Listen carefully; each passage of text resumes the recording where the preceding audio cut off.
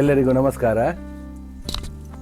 ವಿದ್ಯಾಪೋಷಕನ ಫಲಾನುಭವಿ ತೃಪ್ತಿ ಇವಳಿಗೆ ನಮ್ಮ ಕಲಾರಂಗದ ವತಿಯಿಂದ ದಾನಿಗಳ ನೆರವಿನಿಂದ ಕಟ್ಟಿಸಿಕೊಡುತ್ತಿರುವ 83ನೇ ಮನೆ ಈಗ ಶಾಸಕರ ಹಾಗೂ ದಾನಿಗಳ ಅಮೃತ ಹಸ್ತದಿಂದ ಉದ್ಘಾಟನೆಗೊಂಡಿದೆ. ನಮಗೆ ದಾನಿಗಳಾಗಿ ಒದಗಿ ಬಂದವರು ಒಂದು ಸಣ್ಣ ಉದ್ಯಮ ಆರಂಭಿಸಿ ಹಂತ ಹಂತವಾಗಿ ಬೆಳೆದು ತನ್ನ ಶ್ರಮದಿಂದ ಹಾಗೂ ಕರ್ತವ್ಯ ಪ್ರಜ್ಞೆಯಿಂದ ಉತ್ತುಂಗಕ್ಕೇರಿದ ಕೆದೂರಿನಲ್ಲಿ ಒಂದು ಪರಿಸರ ಸ್ನೇಹಿ ಗೇರು ಬೀಜ ಕಾರ್ಖಾನೆಯನ್ನು ನಿರ್ಮಿಸಿ ನೂರಾರು ಉದ್ಯೋಗಿಗಳಿಗೆ ಅನ್ನದಾತರಾಗಿರುವ ಶ್ರೀ ಅರುಣ್ ಕುಮಾರ್ ಶೆಟ್ಟಿ ಅವರು.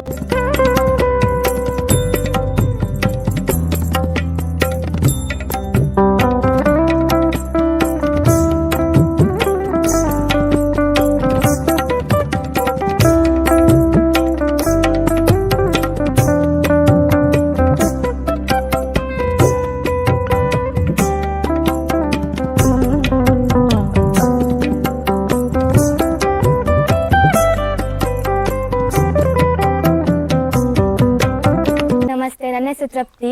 ನಾನು ಈಗ ಫಸ್ಟ್ PUC ಮಾಡ್ತಾ ಇದ್ದೇನೆ. 87% ಬಂದಿದ್ದಿತ್ತು.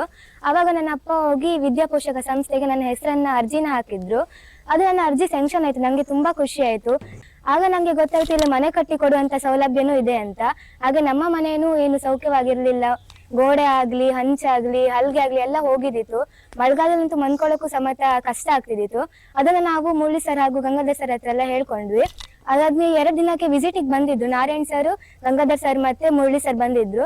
ನಮ್ ಕಷ್ಟನೆಲ್ಲ ಹೇಳ್ಕೊಂಡ್ವಿ. ನನ್ನ ಅಪ್ಪ ಮತ್ತೆ ನನಗೆ ಸ್ವಲ್ಪ ಆರೋಗ್ಯ ಸಮಸ್ಯೆ ಇದ್ದಿತ್ತು, ಮತ್ತೆ ಮನೇಲಿ ತುಂಬಾನೇ ಕಷ್ಟ ಇದ್ದಿತ್ತು. ಮತ್ತೆ ನಾವು 3 ವರ್ಷದಿಂದ ನಾವು ನೋಡ್ತಾ ಇತ್ತು ಮನೆ ಕಟ್ಬೇಕು ಅಂತ. ಆದ್ರೆ ನಮ್ ಕಷ್ಟ ಇದ್ದ ಕಾರಣ ನಮ್ಗೆ ಮನೆ ಕಟ್ಲಿಕ್ಕೆ ಆಗ್ಲಿಲ್ಲ ಇದ್ದಿತ್ತು. ಅದನ್ನೆಲ್ಲ ಸರ್ ಹತ್ರ ನಾವು ಹೇಳ್ಕೊಂಡ್ವಿ. ಸರ್ ಏನ್ ಚಿಂತೆ ಮಾಡ್ಬೇಡಿ, ನಾವು ನಿಮ್ ಮನೆ ಕಟ್ಕೊಡ್ತೀನಿ, ಹಾಗೆ ಚೆನ್ನಾಗಿ ಓದು ಒಳ್ಳೆ ಮಾರ್ಕ್ಸ್ ತೆಗಿ ಅಂತ ಹೇಳಿದ್ರು. ನಾನು ಅಡಿಲ್ಲ ಅಂದೆ. ಅದಾದ್ಮೇಲೆ ನನ್ಗೆ ತುಂಬಾನೇ ಖುಷಿ ಆಯ್ತು. ಅಂದ್ರೆ ಇಷ್ಟು ಚೆನ್ನಾಗಿ ಮನೆ ಕಟ್ಟಿದ್ದಾರೆ ಅಂದ್ರೆ ತುಂಬಾ ದಿನನೂ ತಕೊಂಡ್ಲಿಲ್ಲ. ಹೇಳಿ 4 ದಿನಕ್ಕೆ ಪಂಚಾಂಗ ಹಾಕಿ ಮನೆನೆಲ್ಲ ಎಷ್ಟು ಚೆನ್ನಾಗಿ ಕಟ್ಟಿ ಕೊಟ್ಟಿದ್ದಾರೆ. ನನ್ಗೆ ಮನೆ ಡೊನೇಟ್ ಮಾಡಿದಂತಹ ಅರುಣ್ ಕುಮಾರ್ ಶೆಟ್ಟಿಗೆ ನಾನು ಯಾವತ್ತೂ ಚಿರಋಣಿ ಆಗಿರ್ತೇನೆ.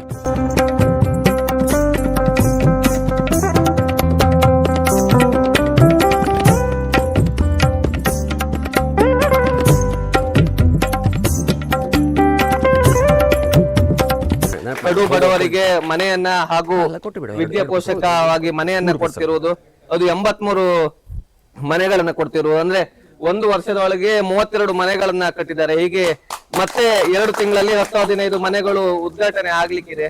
ಈ ಸಮಾಜ ಕಾರ್ಯವನ್ನ ಮಾಡ್ತಿರೋದಕ್ಕೆ ಅವರಿಗೆ ಧನ್ಯವಾದ. ಹಾಗೆ ಒಂದು ಯಾವ್ದಾದ್ರು ಫಂಕ್ಷನ್ ಮಾಡ್ಲಿಕ್ಕಾದ್ರೆ 5,000 ಡೊನೇಷನ್ ಮಾಡುವುದೇ ಕಷ್ಟ.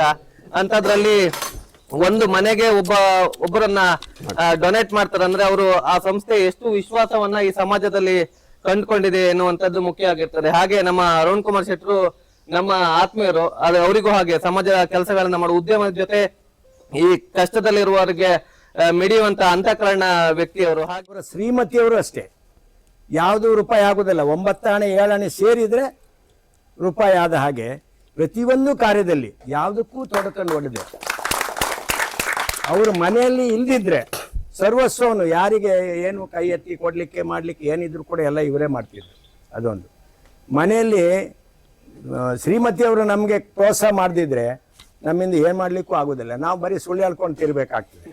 ಈಗಲ್ಲ, ಹೋಟೆಲ್ ಡಿಪಾರ್ಟ್ಮೆಂಟ್ ಇರಲಿ, ಬೇರೆ ಯಾವ ಇದರಲ್ಲೇ ಇರಲಿ, ಕಷ್ಟ ಅಂತ ಹೇಳಿದವರಿಗೆ ಅವರು ಖಾಲಿ ಕೈಯಲ್ಲಿ ಕಳಿಸಿದ್ದಿಲ್ಲ. ಕಾರಣ ಇಷ್ಟೇ, ಅವರು ನೋವು ಏನನ್ನೋದನ್ನು ಅನುಭವಿಸಿದ್ದಾರೆ. ನಮ್ಮಲ್ಲಿ ಮನುಷ್ಯನಾಗಿ ಹುಟ್ಟಿದ ಮೇಲೆ ನಮ್ಮ ನೋವು ಏನೋದನ್ನ ಅನುಭವಿಸಿದ್ದಾರೆ. ಅದೇ ಪ್ರಕಾರ ಒಳ್ಳೆಯ ರೀತಿಯಲ್ಲಿ ಅವರ ಆಯುಷ್ಯ ಆರೋಗ್ಯ ಭಾಗ್ಯ ಕೊಟ್ಟು ದೇವರು ಇನ್ನು ಅತಿ ಉತ್ತುಂಗಕ್ಕೆ ಬೆಳೆಯುವಂತಾಗಲಿ ಅಂತ ಹೇಳ್ತಾ ನಾನು 2 ಮಾತನ್ನು. ಯಕ್ಷಗಾನ ಕಲಾರಂಗದ ಈ ಕೆಲಸ ನಿಜಕ್ಕೂ ಒಂದು ಎಲ್ಲರಿಗೆ ಪ್ರೇರಣೆ, ಅವರು ಮಾಡುವ ಎಲ್ಲ ಕೆಲಸ. ಇವತ್ತು ಯಕ್ಷಗಾನ ಕ್ಷೇತ್ರದಲ್ಲಿ ಸೇವೆ ಸಲ್ಲಿಸಿದ ಎಲ್ಲರ ಒಂದು ರಕ್ಷಣೆಗೆ ಯಕ್ಷಗಾನ ಕಲಾರಂಗ ನಿಂತಿದೆ. ಅದರೊಟ್ಟಿಗೆ ವಿದ್ಯಾಪೋಷಕ ಎಂಬ ಹೆಸರಿನಲ್ಲಿ ನಮ್ಮ ಶಿಕ್ಷಣಕ್ಕೆ ಬೇಕಾದ ಸಹಕಾರ ಕೊಡುವ ನಿಟ್ಟಿನಲ್ಲಿ ಯಾರ ಶಿಫಾರಸ್ಸಿಲ್ಲ. ಇಲ್ಲಿ ಅವಳಿಗೊಂದು ಕೊಡಿ, ಇವಳಿಗೊಂದು ಕೊಡಿ ಇಲ್ಲ. ಅವರೇ ಸ್ವತಃ ನೋಡಿ ಯಾರು ಅರ್ಹರಿದ್ದಾರೆ, ಯಾರು ಮೆರಿಟ್ ತೆಗೆದಿದ್ದಾರೆ ಅವರನ್ನು ಹುಡುಕಿ ಕೊಡುವಂಥ ಒಂದು ಕಾರ್ಯಕ್ರಮ. ಅದರೊಟ್ಟಿಗೆ ಇವತ್ತು ಅರುಣ್ ಕುಮಾರ್ ಶೆಟ್ಟರು ಅವರು ಉದ್ಯಮಿ, ಒಳ್ಳೆಯ ಉದಯೋನ್ಮುಖ ಉದ್ಯಮಿ ಅಂತ ಹೇಳ್ಬೋದು. ಅವರ ಸ್ವಂತ ದುಡಿಮೆಯಲ್ಲಿ ಇವತ್ತು ಒಂದು ವಿದ್ಯಾರ್ಥಿಗೆ, ಅವರ ಕುಟುಂಬಕ್ಕೆ ಒಂದು ಮನೆಯನ್ನು ಕಟ್ಟಿಸಿಕೊಟ್ಟಿದ್ದಾರೆ. ಸಹಾಯ ಮಾಡುವ ಒಂದು ಶಕ್ತಿಯನ್ನು ಕೊಡಲಿ, ಅವರು ಉದ್ಯಮ ಬೆಳೀಲಿ ಅಂತೇಳಿ ಹಾರೈಸಿ ಅವಕಾಶಕ್ಕಾಗಿ ನಾನು ಸಹ ಈ ದಾನ ಮಾಡುವಷ್ಟು ದೊಡ್ಡ ಮಟ್ಟದಲ್ಲಿಲ್ಲ, ಇನ್ನೂ ಸಮೇತ ಬ್ಯಾಂಕಿನ ಸಾಲದ ದುಡ್ಡಲ್ಲಿ ನಾವು ನೋಡ್ಲಿಕ್ಕೆ ಅವರ ದೊಡ್ಡದುಂಟು, ಆ ಬ್ಯಾಂಕಿನ ದುಡ್ಡು ನಮ್ಮ ದುಡ್ಡಲ್ಲ.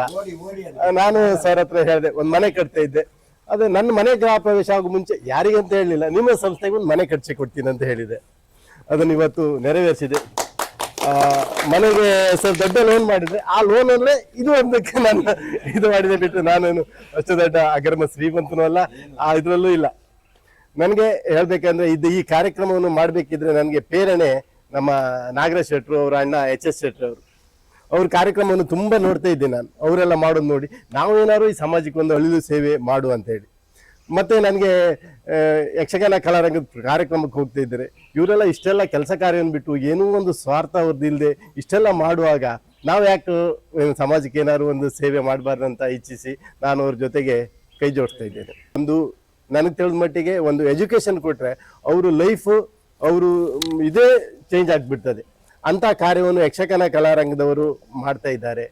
ಮತ್ತು ಮನೆ ಇಲ್ದಿದ್ದವರಿಗೆ ಮನೆ ಕಟ್ಟಿಸಿ ಕೊಡ್ತಾ ಇದ್ದಾರೆ. ಇದು ಅವ್ರ ಜೊತೆಗೆ ನಾನು ಸದಾ ಅವ್ರ ಜೊತೆಗೆ ನಾನು ಸಹಕಾರಿಯಾಗಿ ಇರ್ತೇನೆ ಅಂತ ಹೇಳ್ತಾ